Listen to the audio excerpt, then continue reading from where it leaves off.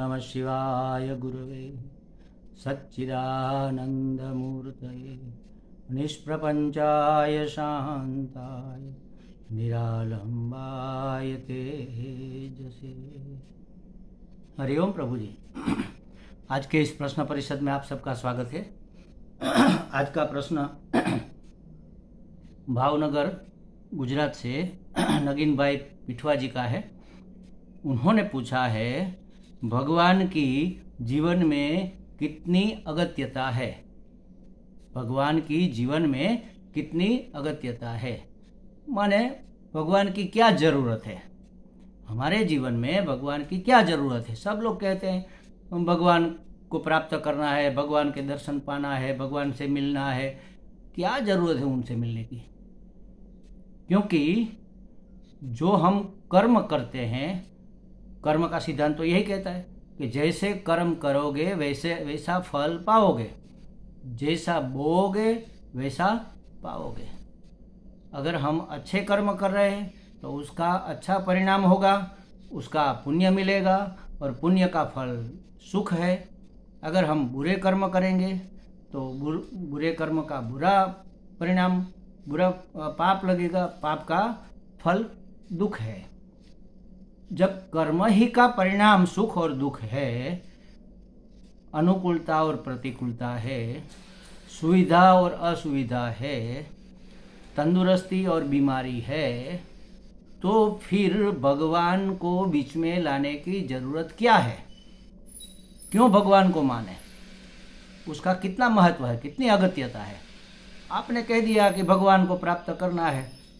हम कैसे समझे कि हमें भगवान को प्राप्त करना चाहिए, भगवान को मानना चाहिए? क्यों माने भगवान को? आप कहो शांति प्राप्त करो तो ठीक है, हम शांति प्राप्त कर लेते हैं। आप कहो संतोष प्राप्त करो, संतुष्ट हो जाओ तो भी ठीक है, हमें संतुष्ट होना है। आप कहो खुश हो जाओ तो भी ठीक है, हमें खुश भी होना है। आप कहो पूर्ण हो जाओ तो हमें पूर्ण भी होना है। बीच में भगवान कहाँ से आया? एक महात्मा का सत्संग चल रहा था, प्रवचन चल रहे थे, तो एक दिन कोई एक आदमी आया, पीछे बैठ गया। उन्होंने सब सुना। फिर सत्संग खत्म होने के बाद हाथ जोड़ता हुआ महात्मा जी को प्रणाम करने आया। महात्मा जी ने कहा, आज ही आए हो क्या? उसने कहा, हाँ आज ही आए। तो आते रहना, धीरे धीरे करके आपको परमात्मा प्राप्ति हो सकती है। उसने कहा, महाराज जी मुझे परमात्मा कुछ प्राप्त नहीं करना है।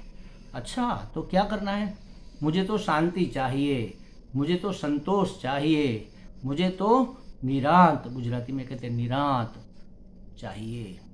तो महात्मा ने कहा, ठीक है, चलो तुम शांति कह लो, तुम संतोष कह लो, तुम पूर्णता कह लो, तुम आनंद कह लो, हम भगवान कहते हैं उसको। कहने का मतलब यही है कि ये सब भगवान के ही लक्षण है महाराज। हमें अमरता चाहिए, मरना नहीं है हमें। हमें ज्ञान चाहिए, हमें बेवकूफ़ नहीं रहना है। हमें आनंद चाहिए, हमें दुखी नहीं रहना है। तो ये सुख, सलामती और समझदारी, इन्हीं का नाम तो भगवान है। सुख का नाम आनंद, समझदारी का नाम ज्ञान और सलामती का नाम सत्य चित आनंद ही तो परमात्मा का स्वरूप लक्षण है। वही तो हमें चाहिए, उसके सिवा चाहिए क्या हमें? उसी को तो हम जन्म से लेकर मृत्यु पर्यंत और 84 लाख योनि में उसी को तो चाहते आ रहे हैं, उसी को तो प्राप्त करने का प्रयत्न। हमें पता नहीं है कि हम भगवान को प्राप्त करने का प्रयत्न कर रहे हैं। हमें रसगुल्ला चाहिए, हमें रसगुल्ला चाहिए, हमें रसगुल्ला। क्यों भाई रसगुल्ला चाहिए? क्योंकि वह मीठा मीठा होता है। अच्छा, मीठा होने से क्या होगा? तो मीठा खाने से आनंद आएगा। तो वास्तव में हमें आनंद चाहिए, रसगुल्ला नहीं चाहिए। ये तो रसगुल्ले में से हमें आनंद आता हुआ दिखता है, इसलिए हम रसगुल्ले को चाहते हैं। ये संसार के जो भी विषय है ना, जिसको हम चाहते हैं, शब्द, स्पर्श, रूप, रस, गंध, कोई भी संबंध, पुत्र, मित्र, कलत्र, धन, दौलत, सुविधाएं, मान, प्रतिष्ठा, पद, जो भी पद, पैसा, प्रतिष्ठा, जो भी हम चाहते हैं उसके लिए नहीं चाहते हैं। हम गाड़ी के लिए नहीं चाहते हैं। गाड़ी हमें अनुकूलता प्रदान करेगी, सुख प्रदान करेगी, इसलिए हम गाड़ी को चाहते हैं। शास्त्र में कहा है कि पत्नी पत्नी के लिए नहीं चाहिए, पुत्र पुत्र के लिए नहीं चाहिए। पुत्र हमें अनुकूल है, हमें सुख देता है और देगा, इसलिए चाहिए। वही पुत्र अगर नालायक हो जाए और डेली कंप्लेन आने लगे, डेली सुबह उठते ही हमारा दरवाज़ा पुलिस खटखटाए कि आपका बेटा कहाँ है, उन्होंने ये कांड कर दिया, इन्होंने ये कौभांड कर दिया, तो ऐसे पुत्र से हमें सुख नहीं मिलेगा। तब हम कहेंगे कि अरे भगवान, ऐसे पुत्र से तो बिना पुत्र के अच्छे थे, मतलब कि पुत्र अब हमें नहीं चाहिए। लोग पेपर में दे देते हैं कि ये हमारा बेटा आज से हमारा नहीं है, हमारा इनके साथ कोई संबंध नहीं है, इसके साथ आप जो भी व्यवहार वहीवट करोगे इसकी जिम्मेवारी अब हमारी नहीं है, ऐसा लोग पेपर में दे देते। एक ही बेटा कितनी मन्नतों के बाद मिला था, कितने लाड़ कोड़ में उसको बड़ा किया था, अब वो नहीं चाहिए। क्यों? क्योंकि वह प्रतिकूल हो गया। तो बेटा चाहिए था या अनुकूलता चाहिए थी? अनुकूलता माने सुख। आप सुख कह लो, आप संतोष कह लो, आप शांति कह लो, आप समझदारी कह लो, आप सलामती कह लो, है तो सच्चिदानंद का ही नाम। तो सच्चिदानंद तो परमात्मा है। अब बोलो, उसके सिवा हमारे जीवन में कौन सी चीज महत्वपूर्ण है? कोई भी नहीं। हर एक चीज को हम इसलिए चाहते हैं क्योंकि वहां से हमें सुख मिलेगा, सलामती मिलेगी, समझदारी मिलेगी, वरना हम किसी चीज को पास ही नहीं फटकने देते अगर वो हमारे अनुकूल नहीं है तो। सर्वम अनुकूलम सुखम, सर्वम प्रतिकूलम दुखम। जो अनुकूल है वही सुख है, जो प्रतिकूल है वही दुख है। कोई दुख चाहता नहीं, सुखी चाहता है। तो परमात्मा की, भगवान कह लो, परमात्मा कह लो, तो भगवान की हमारे जीवन में सबसे पहली महत्वता है। उससे महत्वपूर्ण और कोई चीज है ही नहीं। जो भी चीजें हमारे जीवन में महत्वपूर्ण है वह भगवान के कारण ही है। ये समझदारी नहीं होने के कारण, ये समझ नहीं होने के कारण, बेवकूफ़ी की वजह से हम दुनियावी पदार्थों के पीछे भाग रहे हैं, आंखें मूंद कर भाग रहे हैं। व्यक्ति, वस्तु, पदार्थ, जिस किसी को भी हम चाहते हैं, चाहे कोई डिग्री चाहता हो, चाहे कोई पद चाहता हो, चाहे कोई प्रतिष्ठा। आपने देखा होगा कई बार कोई संस्था का प्रमुख इस्तीफा दे देता। क्यों? क्योंकि अब हम यहाँ नहीं रहेंगे, इसमें कोई सार नहीं है, कोई हमारी बात मानता नहीं है, कौभांड हो रहा है, ये हो रहा है, हम नहीं रहेंगे। अरे प्रमुख बनना तब तो हार बार पहना था और खुशी खुशी अपनी घरवाली को, मित्रों को पार्टी दी थी कि अब हम प्रमुख बन गए। और अब क्यों इस्तीफा दे रहा भाई? क्योंकि अनुकूलता नहीं है। अनुकूलता ही सुख है और हम सुख ही चाहते हैं। सुख माने आनंद चाहते हैं। तो हम भगवान को क्यों चाहते हैं? क्योंकि वह, और दूसरी बात, हमें सलामत रहना है ना। तो कौन हमें सलामत रखेगा? बचपन में हम किसी से डरते थे तो दौड़कर माँ की गोद में छिप जाते थे, तो हमें पता चलता है कि माँ की गोद में हम सलामत है। फिर एक दिन बड़े हुए और किचन में कॉकरोच निकला और मम्मी चिल्लाकर भागी, अरे कॉकरोच भागो। पप्पा, अरे क्या चिल्ला चिल्ली कर रही हो? अरे ये कॉकरोच कॉकरोच। पप्पा ने ऐसे पकड़कर बाहर फेंक दिया। हाँ, पप्पा सर्वशक्तिमान है, मम्मी नहीं। ये हमारे दादा गुरुजी ये स्टोरी कहते थे। तो अब हम पप्पा के पास, कोई भी खेलते हुए कोई भी लड़का हमें परेशान, हम मेरे पापा को बता दूंगा, मेरे पापा जी को फरियाद कर दूंगा, पापा चलो हमारे साथ, पापा हम आपके साथ चलेंगे। पापा का बेटा हो जाता है। फिर धीरे धीरे एक दिन ऐसा हुआ कि किसी कारणवश पुलिस उसके घर पर आ गई। पापा छिप गए। अरे पापा से तो पुलिस ज़्यादा पावरफुल है, तो हम पुलिस बनेंगे। ऐसा करते करते आप किसका सहारा ले रहे हो? जो आपको शक्तिमान लग रहा है, जो आपको सलामती प्रदान करे ऐसा लग रहा है, उसका आप सहारा ले रहे हो। तो जो सर्वशक्तिमान है, सबकी शक्ति वहीं से आती है, वही सभी शक्तियों का स्रोत है। तो जो सर्वशक्तिमान है उसका आसरा लेने से बात बन सकती है। और सर्वशक्तिमान किसका विशेषण है? भगवान का। भगवान कैसा है? सर्वशक्तिमान है, सर्वज्ञ है, सर्वव्याप्त है। अच्छा, सर्वशक्तिमान तो है, लेकिन वो जानता है हमारी पीड़ा को? हाँ, क्योंकि वो सर्वज्ञ है। सर्वज्ञ है तो जानता है। अच्छा, लेकिन वो अगर अफ्रीका गया होगा तो कैसे जानेगा?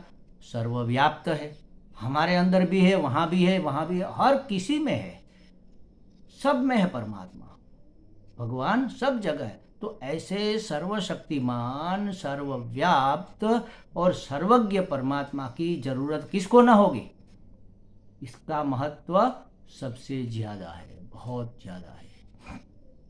जैसे हमने पहले कहा कि कर्म फल देता है, तो भगवान की क्या जरूरत है? तो हम बता दें आपको कि कर्म का फल कर्म नहीं देते, कर्म फल पैदा करते हैं। देते तो वो, क्योंकि वो तो जड़ है कर्म तो, और जड़ कुछ लेना देना का काम कर नहीं सकता। कर्म फल पैदा करता है और उस फल को परमात्मा हमारे तक पहुंचाते हैं। अगर हम परमात्मा से जो चीज हमारे पास आए उसको क्या कहेंगे? प्रसाद। अगर उसको प्रसाद समझकर स्वीकार कर लिया जाए तो सुख दुख में हम समता रख सकते हैं। लेकिन ईश्वर का ईश्वरत्व कहाँ है? भगवान की भगवत्ता कहाँ है? हमारे कर्मों का जो फल आया है वह फल सीधा का सीधा हमारे पास नहीं आता, परमात्मा के पास से आता है। और परमात्मा इसमें क्या करते हैं? हमारी कैपेसिटी देखते हैं, और कैपेसिटी के अनुसार उस फल का कितना हिस्सा हमें देना है, 1 टुकड़ा, 2 टुकड़ा, 4 टुकड़ा, वो सोचकर हमें देता है। जैसे एक बच्चा है छोटा 2 साल का, और एक बच्चा है 10 साल का, दोनों भोजन करने के लिए बैठे। 2 साल के बच्चे को मम्मी ने 1 चम्मच भर के मक्खन दिया, और जो 10 साल का था उसको 4 चम्मच दे दिए। और वो लड़का छोटा देख रहा है, उसने कहा मम्मी भैया को 4 चम्मच दिए, हमें 1 ही दिए। मम्मी ऐसा क्यों कर रही है? पक्षपात कर रही है क्या? नहीं, वो जानती है कि ये छोटा बेटा पचा नहीं पाएगा, अभी इसकी पाचन शक्ति इतनी नहीं पावरफुल है कि वह ज़्यादा 250 ग्राम मक्खन पचा ले। अगर दे दिया तो उसको डायरिया हो जाएगा।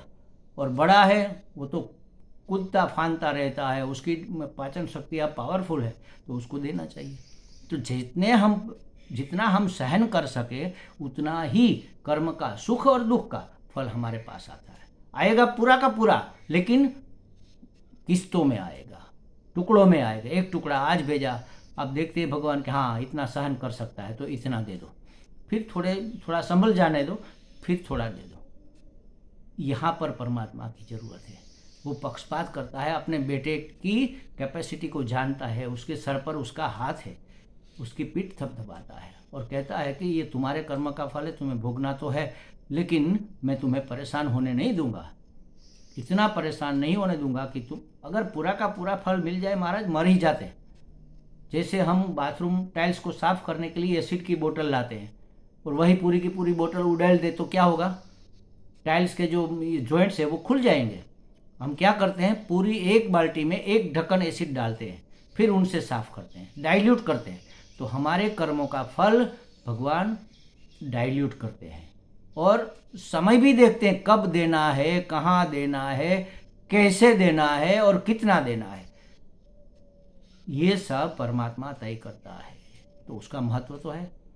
और दूसरी बात, भगवान कहते किसको है? देखो, जिसमें ये 6 भाग है उसको भगवान कहते हैं ज्ञान, वैराग्य, धर्म, ऐश्वर्य, यश और श्री।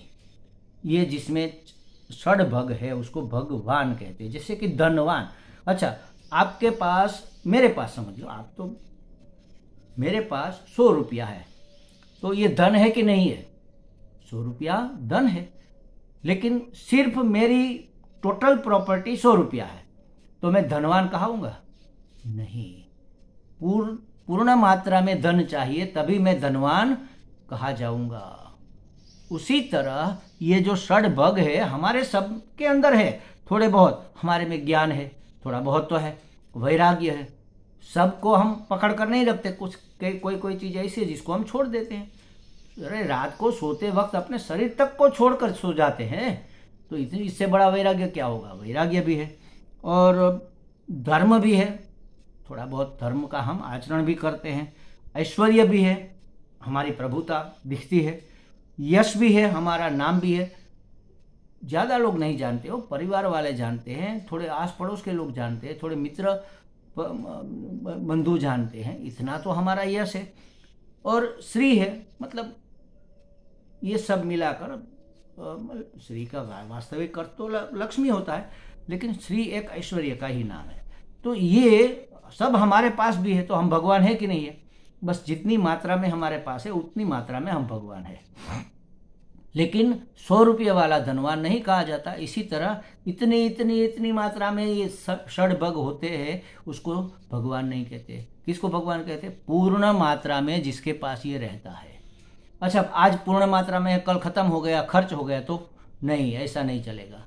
पूर्ण मात्रा में नित्य निरंतर जिसके पास ये षड्भग है, जिसके अंदर ये षड्भग है, जिसके अंदर ये षड्भग निवास करते हैं, उसको कहते हैं भगवान।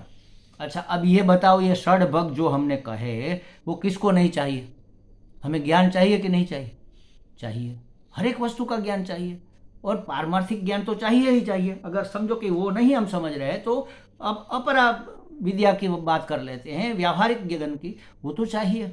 ज्ञान तो ज्ञान है, तो ज्ञान चाहिए तो मतलब एक भग चाहिए, वैराग्य चाहिए कि नहीं? अरे, चाहे बच्चा कितना भी प्यारा हो और कितने बड़े लंबे अरसे तक उसका इंतजार करने के बाद मिला हो, और उसकी माँ उसको गले से चिपकाए रहती हो, कब तक रखेगी? एक समय तो आएगा जब उसको छोड़ना पड़ेगा, रात को सोते वक्त या कुछ काम करते हो या बाथरूम टॉयलेट जाते वक्त, कभी तो उसको छोड़ना पड़ेगा ना। तो ये वैराग्य है, छोड़ना मतलब उससे हमें इतना मोह कम हो गया। तो हर एक चीज, तो ये भी चाहिए हमें, वैराग्य भी चाहिए। हम मानते जानते नहीं है कि हमें वैराग्य चाहिए, लेकिन चाहिए। और धर्म भी चाहिए। धर्म माने कर्तव्य और अकर्तव्य की बुद्धि, और कर्तव्य है वो करना है, अकर्तव्य वो नहीं करना है। तो धर्म भी चाहिए, ऐश्वर्य यश भी चाहिए, और श्री भी चाहिए। तो भगवान तो हमें चाहिए ही चाहिए। इससे महत्वपूर्ण, इसी के लिए तो मरते हैं हम, जन्म से लेकर मृत्यु पर्यंत दौड़ धूप किस लिए कर रहे हैं? इन षड्भगों को प्राप्त करने के लिए। इस षड्भगों को, अथवा ऐसा कह लो भगवान को, अथवा ऐसा कह लो परमात्मा को। परमात्मा सत्य चित आनंद स्वरूप है, तो सत्य माने सलामती, चित्त माने समझदारी, और आनंद माने खुशी। तो हम समझदारी के लिए, सलामती के लिए और शांति के लिए ये सब कर रहे हैं, तो भगवान तो हमें चाहिए, उसका ही महत्व है हमारे जीवन में। तो ये अच्छा प्रश्न था। हमें कोई अगर पूछे कि भगवान की क्या जरूरत है, तो हम जवाब नहीं दे पाते। अरे पता नहीं भगवान की क्या जरूरत है, लेकिन हम करते आ रहे हैं, इसलिए करते आ रहे हैं क्योंकि उसके बिना हमारा और कोई चारा ही नहीं है। हमें लगता है नगीन भाई जी को बातें स्पष्ट हो गई होगी। हरि ओम।